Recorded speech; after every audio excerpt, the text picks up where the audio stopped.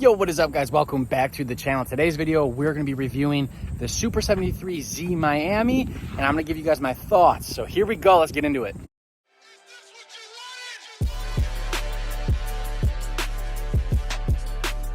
All right, guys, and I got to give a quick little disclaimer here. This is my first e-bike ever. I've never ridden one, so I didn't really know what to expect, and there's not too much content on YouTube about these, specifically the Super73 Z Miami, as this is a relatively new model. From my understanding, this came out just in like April or May of this year at 2022.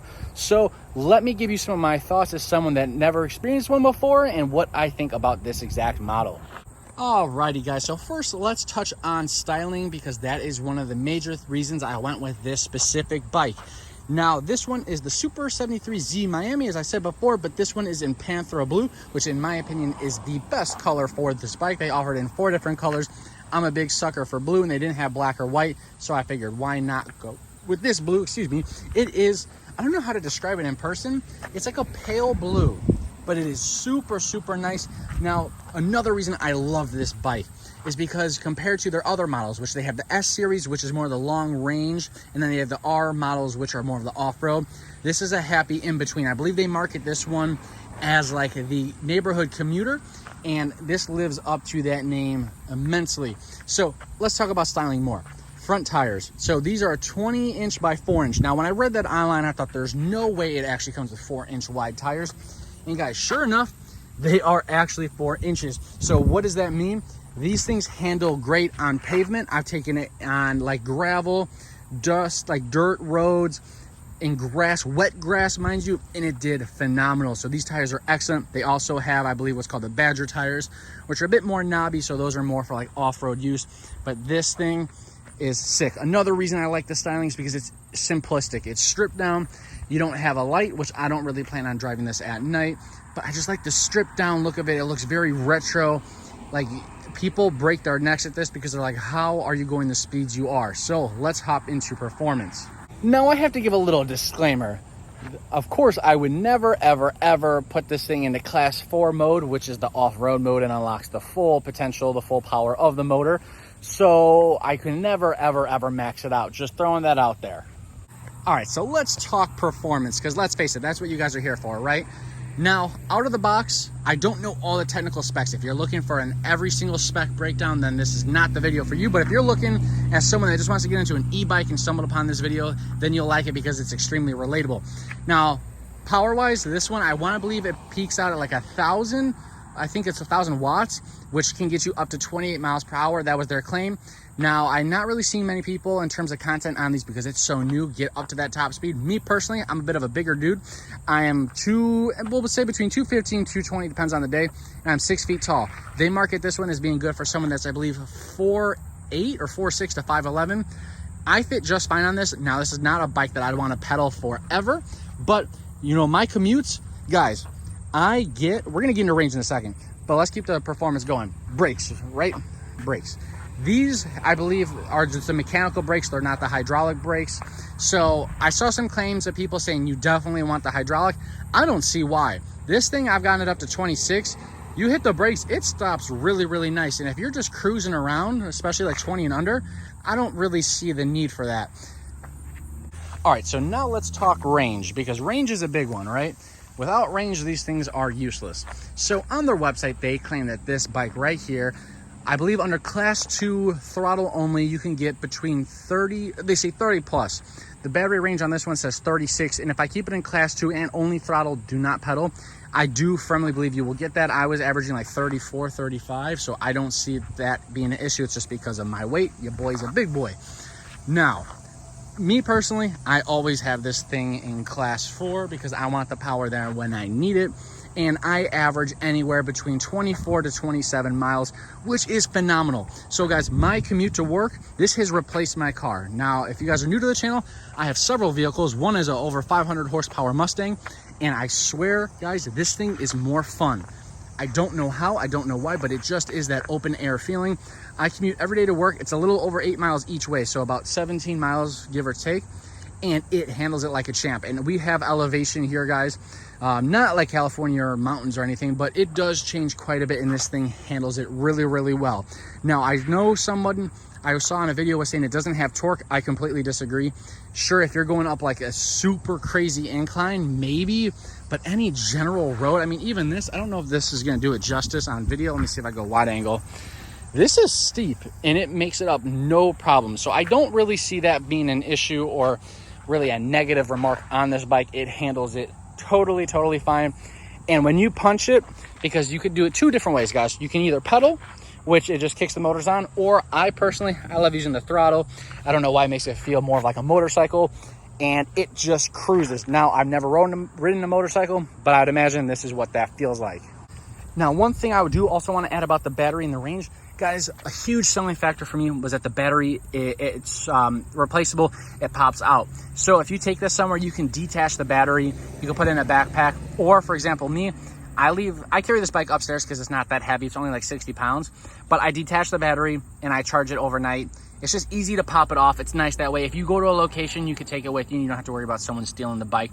So that is a big plus about this compared to the original Z. Now, we also have to touch on price point, right? Because that's another big reason that people are looking at this bike. Guys, this thing only comes in at $19.95. Now, for some of you, that might be sticker shock.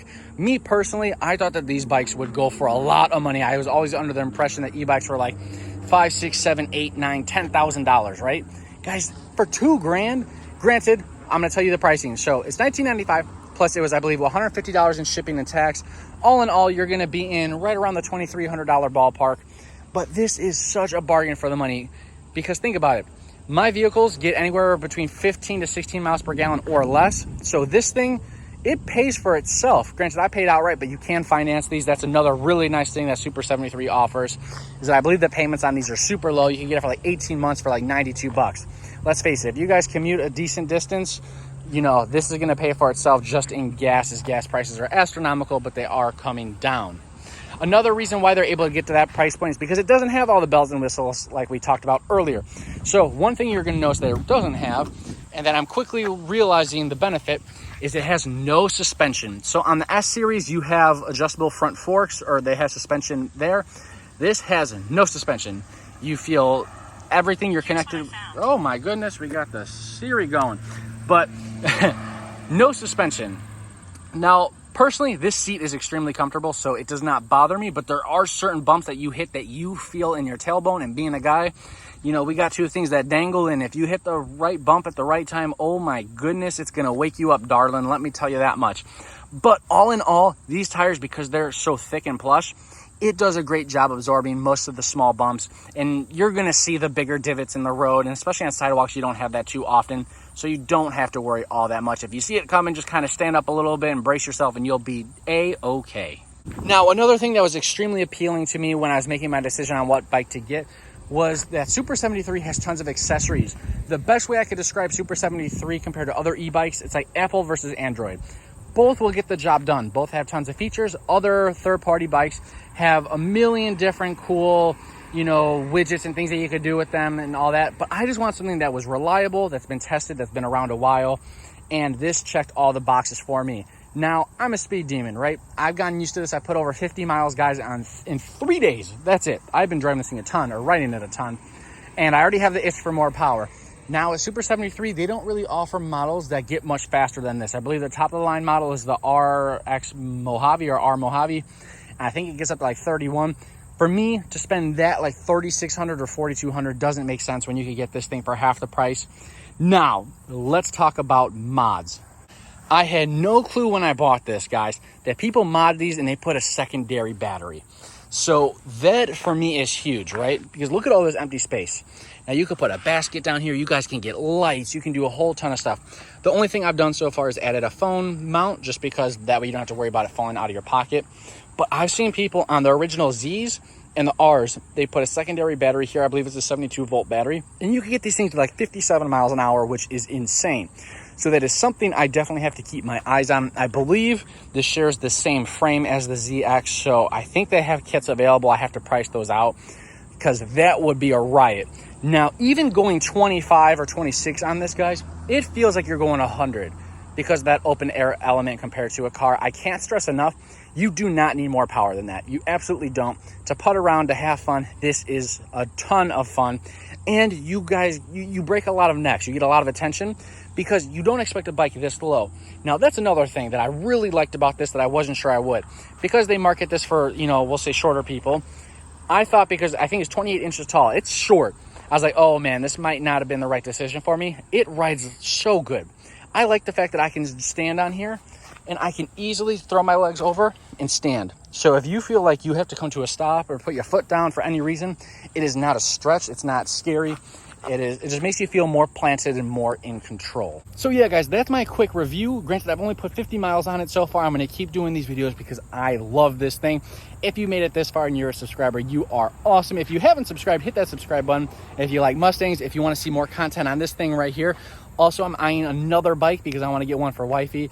So I'll share that. I'm actually in talks with a company trying to get like a sponsorship or partnership with them because I think that'd be super cool to have two competitor bikes and give you guys my unbiased opinion. Also, I'm going to be ordering some cool stuff for this because, you know, your boy can't keep anything stock. So if you guys enjoy this video, be sure to run those likes up. It helps your boy out a ton. And by the time you guys are seeing this, tomorrow, Saturday, September 3rd, I believe, we should be monetized, which is awesome. So for all you Mustang guys out there, don't worry, that content is coming back. I just wanted to share my thoughts on this bike because there's not much content on YouTube, and I do want to capitalize on that as I think these things are sweet and they're going to take over. I understand the electric hype. I know it's just a bike, but guys, if you haven't ridden one, try to find someone that has one. The community on these is strong. There's like a Facebook group I'm in, so I'm going to do like a group ride. It's going to be sick. But I'm rambling. I love you guys. If you enjoyed the video, again, run that like up. Those likes, it helps your boy out a ton, and I will catch you on the next upload. Peace out, guys. All right, guys, so one thing I almost forgot to put in here was the unboxing experience. This thing came 99% assembled, which I thought was sick. I've seen other videos where there's a ton of nuts and bolts. You have to do all this other stuff. I didn't want to deal with that. This thing shipped on a pallet. It was pretty much 99, like I said, percent together. All you had to put on was the pedals and the handlebars. It took no more than like 10 minutes, and this thing was ready to roll.